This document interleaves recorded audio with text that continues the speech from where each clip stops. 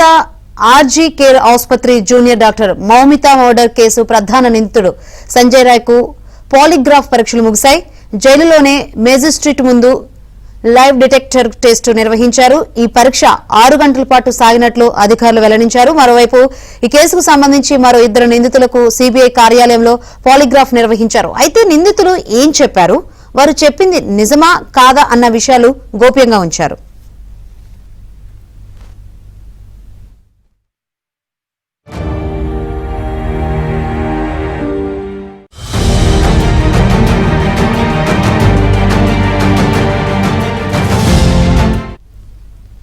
సంజయ్ రాయ్ కు పాలిగ్రాఫ్ పరీక్షలు ముగిశాయి.